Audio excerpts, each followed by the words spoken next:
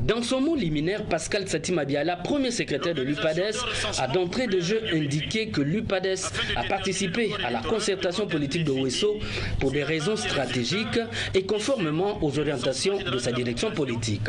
Nous organisons cet échange avec la presse pour expliquer à nos militants et à l'opinion les raisons de notre présence à ces assises.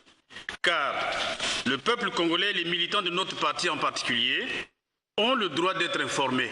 C'est donc à juste titre que nous avons répondu favorablement à l'invitation du gouvernement afin de conforter notre position sur ce que devait être le processus électoral en République du Congo.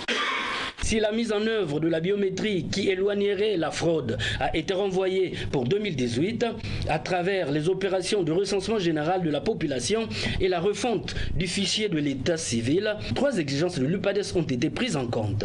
L'UPADES, comme vous le savez déjà, mène un combat politique démocratique et pacifique. Cette orientation n'a pas changé. À la lumière du constat fait sur le non-respect des conclusions des différentes concertations politiques, l'UPADES est allé à Wesso avec des suggestions. 1. L'organisation d'un recensement couplé à la biométrie afin de déterminer le corps électoral devant être défini sur la base des résultats issus du recensement général de la population et de l'habitat, qui sera organisé en 2018. 2. La recomposition de la Commission nationale électorale indépendante, la CNI, en tenant compte du poids des partis politiques qui concourent au suffrage et de leur réelle représentation nationale. 3. La réalisation d'un découpage électoral transitoire et minimal. Celui-ci porte sur la régularisation de la situation des communes de plein exercice comme Wesso, Nkayi, Mosenjo, en faisant de chaque arrondissement de ces communes une circonscription électorale. De même qu'il faut tirer la conséquence de la loi ayant érigé certains chefs-lieux de département en communes de plein exercice et créer de nouvelles entités administratives. 4. Le plafonnement des dépenses de campagne dans le but de limiter les dépenses abusives des candidats constatées pendant la période des campagnes électorales, autrement dit de moraliser la vie politique.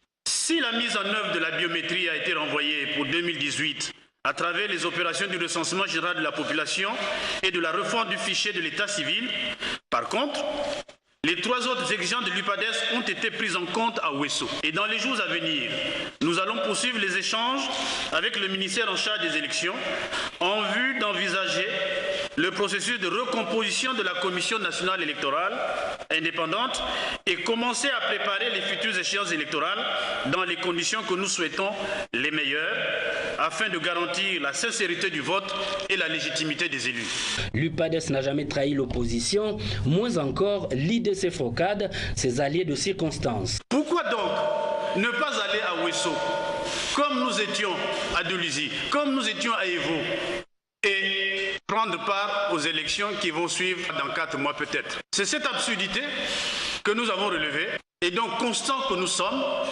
de même que nous étions à Evo, de même que nous étions à Dolisie, de même qu'on a failli être à Sibiti. L'UPADES est resté dans sa logique, dans sa constance de participer, de débattre avec les autres pour parfaire, même si cela nous coûte tant de sarcasme, tant de reproches, mais pour parfaire le système électoral. Mais parce que nous allons prendre part aux élections législatives. Échangeant avec les chevaliers du micro et de la plume, le premier secrétaire de l'UPADES a rassuré que l'UPADES prône l'opposition pacifique et républicaine. Le parti n'a aucun conseil à prodiguer aux absents de la concertation. Regardez l'opposition, soyez juste. Il y a combien de partis, des vrais partis, constitués avec des militants, avec un positionnement national? On peut les compter, il y en a combien? Et quand vous avez des hommes et des femmes que vous devez diriger politiquement et que vous prenez des positions qui quelquefois rentrent dans une radicalité incompréhensible, vous devez aussi faire extrêmement attention. Alors vous dites, nous sommes seuls. Mais oui, quelquefois il faut être peut-être seul que mal accompagné.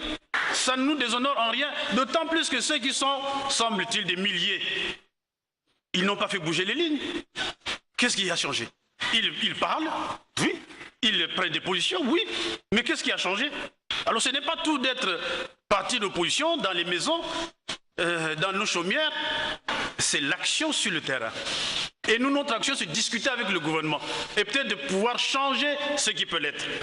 C'est bien mieux que ceux qui font peut-être une sorte de bravade. On n'a pas besoin d'être entouré de milliers de gens. Et puis, je dois vous dire, cette opposition est une opposition circonstancielle, on vous l'a dit.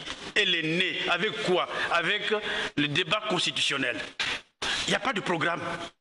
Pourquoi voulez-vous qu'elle perdure, cette opposition?